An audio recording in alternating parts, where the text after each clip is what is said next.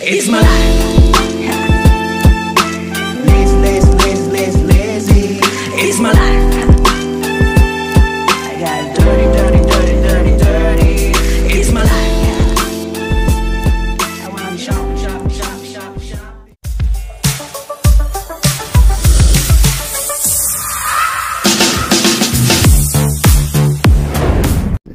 Merhaba arkadaşlar, ben Bülent. Yeni bir video ile beraberiz. Bu videoda Chevrolet Captiva'yı inceleyeceğiz. Yine SUV tarzı araçlardan. En çok satan arabalardan biri de bu Chevrolet. 2007 model, 2000 motor. Şimdi birazdan sahibiyle bunu özelliklerini inceleyeceğiz. Yakup hocam, kaç inç jantların kaç inç senin? 18 inç Bülent hocam. 18 inç. Evet, lastik özellikle. Kaç ölçüleri kaçmış? Bunları da yeni aldık. Evet. 235 235'e 60 18. İyi ya. 18'ler ideal ölçüler. Gayet güzel bir lastik. Hem dedim kışlık, Samsun'da fazla kış olmadığı için. Evet. Hem dedim kışı çıkartalım. Hem yazlık olsun dedik. Evet. İyi bir isabet oldu. Kocadağ'a ben bu lastikle Çıkabiliyorsun değil mi? hiç patinaj yapmadan Kocadağ çıkıyorsan her yere çıkarsın zaten. millet zincirle Evet. giderken. Evet. Böyle tavan rayların var. Evet, Bayağı da bunlar yüksek bir araç bu. Zaten. Evet. O şey değil mi? üzerinde Kendi, gelen, evet. kendi üzerinde gelen şeylerden. Basamaklar onları sonradan taktırmışlar. Evet. Aldığım Gel bir bagajına bakalım hocam. bakalım. Bagajın elektrikli mi? Değil. Yok. Değil. Ama bayağı geniş. Bayağı büyük bir bagajımız Kaç? 500 var. litre var mıdır? Ya verilerde 460. Neyse, yazıyor ben ama onu bakar sonra yazarım onu videoya. sonradan Bakalım, şurada 12 volt soketim var. Soketimiz Güzel. var. Aydınlatman şurada. Bülent Evet. hocam, şunları belirteyim. Bunları ben taktım sonradan. Tabii ki niye taktım? Bu bagaja biz plastik koyduğumuz için. Bagaj havuzu mu? Bagaj havuzu koyduğum için malzemeler kayıyordu. Evet. Ben buraya bu şekilde Sabitledin tane mi? metal Güzel sele yapmışsın. koydum. İyi yapmışsın, evet. İyi oldu. Bagajında bölmeli böyle. Evet. Bakalım 5 mı kişilik şuraya? model, onu belirteyim. 5 kişilik modelimiz. 5 kişilikte de hem videoda güzel olur 5 kişilikle 7 kişilik arasındaki farkı. Evet, Buraya bayağı da takılıyor. geniş bagaj havuzun var. Buraya Şurada bayağı malzeme çıkar. Arkada da kocaman bir bölme Aynen. var. Burada 2 Aynen. bölme var. Bayağı Yani 5 işlevsel. kişiliğin de artısı bu. Her şeyin bunun kalabalık 7 aile kişilik, bir de 5 kişilik olanları mı var? 7 kişilikte burada koltuklarımız var. Buraya koltuk İki geliyor. tane koltuğumuz var orada. 5 kişilikte de bu şekilde. Yine yanlarda şöyle bir bölmemiz var. Saklama alanları. Saklama alanı. Yani Güzel, bayağı geniş şeylerin var. Alanların var senin. işte kalabalık aileler için veya böyle bağ bahçe Güzel. işleriyle Ya zaten ben de uğraşanlar bagajda hep buna bakarım. Şöyle bölmelisi varsa, Evet. 12 volt soketin varsa, Aynen. Şurada- aydınlatman da ledse tamamdır işte. Aynen. Şurada Geniş yine de bayağı. file takma bölmelerimiz var. Metallerimiz burada hazır takılı. Evet. Bu mi?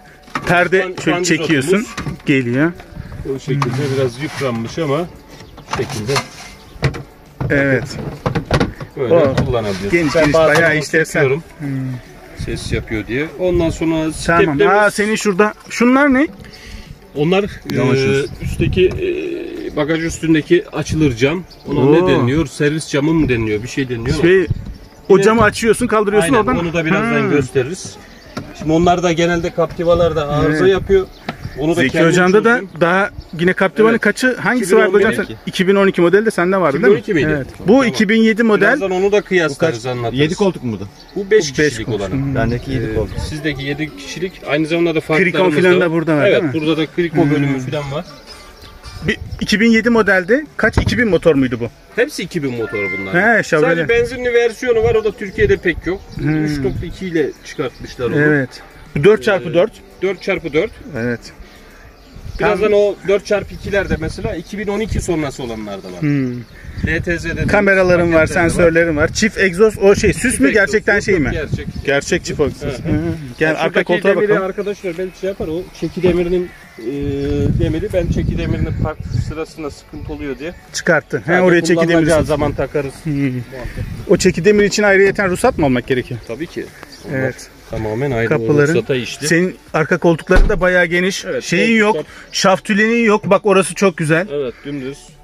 Ama havalandırman yok galiba. Var mı? Havalandırmalar alttadır. Var, burada havalandırmalarım var. Dur bakalım. Güzel. Kol dayaman falan var. Deri koltuklarım var. Evet. Gayet koltuk güzel ya, bayağı da bunların geniş. Hike paketlerinde standart zaten. Bu Sadece en full- medium'larda. en full Evet, mü? hike paket. Sadece bu araçta sunroof yok. Sunroof olayın yok. Sunroof yok. High'larda standart deri koltuk, işte hız sabitleme, yağmur sensörü, far O tür sensörü. şeyleri ekletebiliyorsun herhalde. Onlar var. Evet, güzel. Şeye bakalım. Öne geçelim istersen hocam. Sen otur. Evet arkadaşlar, şimdi Captiva'nın ön tarafına geçtik. Burada da bakıyorum şöyle direksiyonun Tabii bu kaplama sen biraz da yaptın kendim galiba, değil mi? yaptım, acele oldu. Biraz amatör oldu bu. Olsun, güzel olmuş ya. Yine de iyi oldu, hani terleme yapmıyor. Evet. Şeyi, bu otomatik vidası olduğunu söylemiş miydik? Tabii Otomatik bunlarda vites. manuel yok zaten Bülent Öyle hocam. mi? Ben hiç şahit olmadım. Türkiye'de yok. Bütün Captiva'lar şey mi? Evet, Otomatik mi? Hepsi standart. Otomatik. Vay. 5 ileri. Bir Captiva'ya diğer Chevrolet ürünlerinden, işte Lajetti'den, Avio'dan, Rezo'dan farkı, bunu piyasaya çok iddialı girmek için, dünyada büyük bir paya sahip olan artık SUV grubu araçlarda iyi bir yer almak için bu aracı çok iddialı yaptı o zamanlar. Tabii ki kendine göre bunun da kronik problemleri, şunlar bunlar var ama bu paraya, bu sen piyasada onları biliyorsan onu bir videoda da ayrı başka bir video çekelim, onu anlatırsın. Belirteceğim ben sizlere. Tamam. Hem alıcılar için de güzel bir bilgilendirme olur. Tamam. Şimdi Bülent hocam, şurada bak bir şey gördüm. Ne burası mesela? Orada saklama kabı mı? İşte ruhsat koyabilirsin oraya veya Gözlük, gözlüğünü de normalde gözlük bölümü şurada mı? Gözlük bölümü gözlük var, bölümü ama varmış işte oraya zaten da ayrıca. koyabilirsin buradan. Anladım, almamak tamam. için. Aydınlatmaların İç falan burada. aydınlatma Şurası kısmı. ne? Burada da Herhangi şey mi? boş bölüm. Tamam. Senin herhalde yağmur sensörün, Tabii yağmur işte far sensörün. High paket olduğu için bunda yağmur sensörü, far sensörü, hız sabitleme, ondan sonra başka belirteceğim. Onlar var. İşte deri koltuk olayı var. Evet. Medium paketlerde sadece yarı deri. 7 inçlik navigasyon. Bunlar Bu opsiyon orijinal yani. mi? Yok, orijinal değil. Sonradan takılan. Bunlar orijinalde kendi CD çalarlı geliyor. Anladım. Kadranın bu serviste. şekilde. Kadranımız bu şekilde. Direksiyonda şeyler var. Şu şekilde çalıştıralım, hem düzleyelim. Şu şekilde kadranımız var. Mesela 2011 sonrası araçta en belirgin fark kadrandır. Kadranı mı değişiyor? İşte 2012'ye kadar olan. 2012'den sonra bu araçlar komple değişiyor. LTZ denilen 4x2 versiyonlu. Anladım. Bunların hepsi 4x4. Medium'larda 4x4. Tam arazi için yapılmış araçlar bunlar. Şimdi kadranımız bu şekilde. Şurası şey mi? Yol bilgisayarı buraya mı yansıyor? Yol bilgisayarımız burada. Ne yakmışız mesela Bülent hocam? 12.2. Kaşkay'da sen bunu görsen intihar edersin değil mi? Yani. Şimdi tabii bu şehir içi falan çok kullandığımız için böyle. Uzun yolda ben... Uzun yolda ne kadar? 7-8 litreyi görüyorum. İyi. Yani yeter. Uzun yolda ideal ama şehir içi biraz yoruyor. Evet, ağırlığı da fazladır bu arabanın. Çünkü 1900 kilo araç. Değil mi? Boş haliyle. Bir de 4x4. Yani kolay değil. Aynen. 4x4 bunlar da belli bir hızdan sonra devreye giriyor veya yüklenmede devreye giriyor. Bu şekilde. Elektronik 4x4'ler. Şimdi şuradan moduyla zaten burada işte kalan yakıt göstergesi, ortalama hız. Bak 47 kilometre, genelde şehir içi kullanmışız. Evet. Kaç bindeyse senin kilometren şu an 194 binde. Oo, bayağı da gezmişsin. Bunların motoru gerçekten bakımlı olduğu zaman uzun süre sıkıntı götürüyor kullan. yani. Evet, güzel. Çok bakım isteyen araba. Yani bütün araçlar hepsi bakım öyle istiyor ama hepsi öyle, aynen. Şimdi hem 2000 motor hem arazi arabası, bunlar daha dikkatli olmak gerekiyor. Yağını suyunu eksik etmemek gerekiyor. Vergi durumu ne hocam? Zamandan... Şimdi 2000 motor olunca 2007 biraz... olduğu için 650 yaştan civarı. dolayı kurtardım. Yaştan dolayı. İyi, güzel. Ben özellikle 2007 aldım Bülent hocam. Önceki aracım bayağı yine arazi aracıydı. Evet. Onda daha yüksek ödüyordum. Şimdi, Yakup hocam arkadaşlar, şimdi Yakup hocam böyle ikinci el araba almayı seviyor. Benim tarzım değil. Ben mesela ben sıfır alıp işte 5 sene 6 sene biner, sonra satıp yeniden sıfır alan ben öyle oturup tarz seviyorum. Sağlamcı. Aynen, sağlamcı. Ucuzu kaliteyi ucuza alanlar. Çünkü Yakup hoca kendisi var. Tamir etmeyi sevme özelliği falan var. Çoğu şeylerde ben tamir ettim. Kendim ustanın çözemediği. Onları ayrı bir videoda anlatsan bize. Ayrı videoda anlatacağım. Bu Captiva'larda hocam yalnız şunu söyleyeyim. Şu cruise kontrolü ben ilk başta aldığımda yani internette de bununla ilgili pek bir şey de göremedim, bulamadım. Kimseyi de aslında aramak da aklıma gelmedi de. Yani bir hata yaptık, şöyle bir hata yaptık. Bugüne kadar olan araçlarımda hep işte cruise kontrolü, şu düğmesi, on off düğmesi. Bastığın zaman ekranda ışık yanardı. Bu araçta yanmadı. Dedim bozulmuş bu. Aklıma ne geldi? Şu içeride zemberek var. Direksiyonu çevirdiğimizde bu elektronik sistemi temasını daha iyi kılmak için olan zemberek sistemi. Ben gittim onu internetten satın aldım. Komple mi değiştirdin? Ortada kocaman bir tabii ki somun var. Benim şeyler ona uymadı. Arkadaşa götürdüm. Onunla söktük. Onu taktım. Yine çalışmıyor Bülent hocam. Evet. Tabii ki ondan sonra o sinirle yola çıktım. Yola çıktığımda elim gerçekten böyle olacak ya. Şuna bir de baktım ekranda ışık yandı. Yani paramız da boşa gitti ama boşuna bu deneyim yani. oldu sizler için. Yani, arkadaşlar on-off açtıktan sonra alt tuşa bastığımızda direkt zaten sol üstte şey çıkıyor. Şu an araba sabit olduğu için göremeyiz onu. Şu anda olmaz. Belli bir hızdan sonra çıkar. Belli bir hızdan sonra. Demek ki yani onda aldanmamak gerekiyor. Yani tabii, ilk buna bastığında ekranda çıkmadı diye bu arızalı falan demeyeceksin. Kötü. Aynen. Yani zemberek onda montajı şunu bunu pahalı. Evet. Burada söyleyeceğim İyi, bu. bunu da söylemen iyi oldu arkadaşlar tabii. da yani bilmeyenler Ya, bu kruz kontrolü bilmeyenler de yani onu da öğrenmiş oldu. Çok merak eden insan var. Neden? Şu an insanların bütçesi uyuyor, uymuyor. Ben de o yüzden bu aracı alıyorum. Çünkü bir kere su almak istedin. Ondan sonra ben binek arabaya binemiyorum. İşte öyle bir sıkıntı oluyor. Yüksek arabaya binince. Samimiyetle söyleyeyim. Bundan önce işte Sanyon Kayron vardı mesela. Kimse de olmayan, çevrede doğru dürüst olmayan. Ben de ama çok Samsun'da yetkili servisi vardı. Baktım yedek parçası da bulabiliyoruz. O aracı aldım. Evet. O araç arazide çok güzeldi ama işi tabii. Yakıtı mı fazla? Yakıtı bundan biraz daha fazlaydı. Biraz daha konforsuzdu. Bu araç ondan daha konforlu, daha donanımlı. Bize yol bilgisayarı yoktu Kayron'da. Yani adam sanki tüketilen yakıtın görünmemesi için. Şimdi Bülent hocam şu tarafı görebiliyor musun? Dur geleyim ben o tarafa bir saniye. Evet arkadaşlar geçtik bu tarafa. Evet. Burada tabii ki ayna modülümüz var. Yine katlanır ayna için bu şekilde düğme. Kontaktan aynalar katlanmıyor. Bunun için modül takıyorlar. Fazla da para değil aslında. Biliyorum ya bu bizim Kaşkay'larda da öyle. Orijinalde olmuyor sonra takılır. Şurada bozuk para koyuyor. Tabii ben bu bozuktu, şeyi kırılmıştı. Ben içeriden bunu yaylı sistem yaptım böyle. Daha iyi olmuş opsiyon. Fabrikadan daha iyi oldu. Vallahi. Ya da tabii kartvizitlik. Ondan sonra tabii ses arttırma kısmı. Ondan sonra farlarımız. Ben bu araca bu LED xenon farlar var. Değiştirdin mi farlarını? Ben ondan aldım. Sana gösteririz istersen. Selektör yaptığımızda etkisini, şimşek tamam, etkisini.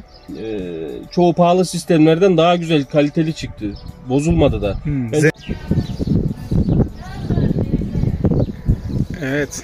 Vay selektörler. Çok marka denedim. Çok kısa sürede arıza veriyor, bozuluyordu. Bülent hocam buradan koltukların bakın şurada Evet, elektrikli koltuğumuz. Benim koltuk biraz yıpranmış durumda tabii. İleri geri burada bel desteğim var. İşte hafıza olayı yok. Hafızada olsaydı mükemmel olurmuş. Isıtmalarımız var şurada. İki taraflı sağ sol. Evet. Bunlar işte high paketlerde var. Yani full paketin olmaları güzel faydaları. Kolda hemen ileri geri kayıyor. İki kademeli bu. Bu şekilde bu bölüm açılıyor. Bu şekilde bu bölüm açılıyor. Yani adamlar bayağı bir düşünmüşler. Yine şu torpidoyu göstermedim aslında. Dev gibi bayağı geniş ya. Evet, bayağı büyük o. Bayağı bir malzeme alacak bölüm var. Bunlar da sadece işte paspas altı malzeme bölümü yok. Güzel. Yine burada 4 cam otomatik. Dur sana arka servis camını da göstereyim. Buradan mı açıyorsun o bagajdaki kapağı? Kontağı altından da açabiliyoruz. Gel onu bir göstereyim. İyi, hadi göster bakalım.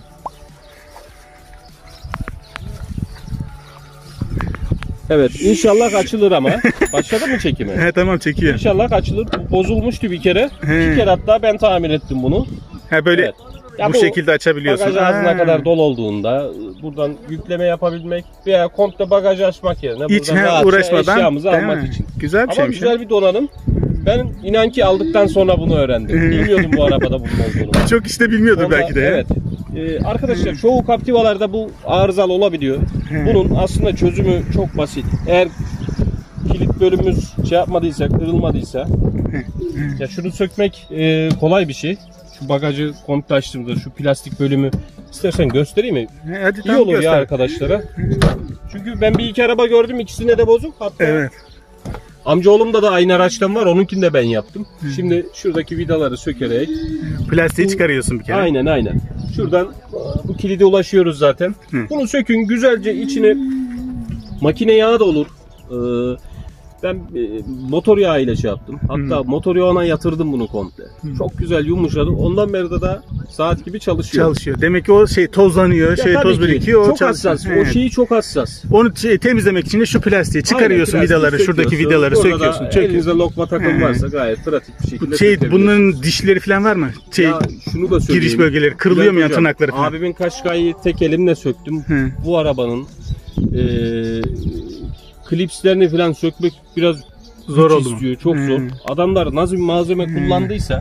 Ya ben Hemen Kaşkay'da... bir anlatayım mı? Bak bunu herkes anlatmaz. Söyle.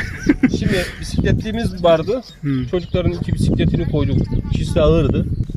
Ben bisikletliği size de tavsiye ediyorum. Buraya kesinlikle takmayın. Bu spoiler plastik. Bisikletler de bayağı ağır oldu. 120 ile giderken yolda bir şey vardı, hafif böyle kasis vardı. Çöküntü vardı. Araba zıpladı. Bisikletler buradan bu spoiler'ı da sökerek aşağı düştü. Allah'tan geride araba yoktu. Arkada araba yokmuş. Ama arkadaşlar şunu söyleyeyim. Bu spoiler çıktı buradan. Bunun bir kablosu var, işlem bagaj kısmına gidiyor. Adamlar nasıl kaliteli bir kablo kullandıysa o kablo kopmamış. Ta içeriden soketten sökmüş ve bu 120 ile giderken yere düştü. Bak bu spoiler kırılmadı. Yani ya malzeme olarak gerçekten çok kaliteli bir araba. Fiyatına aracı yapıyorsan böyle sağlam yapacaksın ki sıkıntı olmasın daha sonra. En büyük şeyi içeride işte trim seslerinin olmaz. O da çok var mı sende de? Tabii var. Yani çoğu arabada olduğu gibi bunda da artık normal yani. Var. Ben onu çok Kaşkay'da da çok eleştiriyorum ama geçen arkadaşın sıfır daha Corolla'sına bindik mesela. Evet. Onda da trim sesi geliyordu. Evet. Yani herhalde bunu çözemeyeceğiz. Bu videoyu o zaman böyle sonlandıralım Yakup hocam. Tamam. Bir başka seninle bir de bunun kronik sorunları var mı yok mu? Bunları nasıl çözeriz? Sen nasıl çözdün? Onları da konuşuruz. Onu da başka bir video yaparız. Sizin için büyük bir yardımcı olacak. Bu arabayı alırken Captiva tüyoları. Evet. Tamam. Onu ikinci bölümde. Tamam, ikinci bölüm yapalım. Tamam o zaman. Teşekkürler hocam. Görüşmek üzere. Sağ olun. Hocam sağ olun.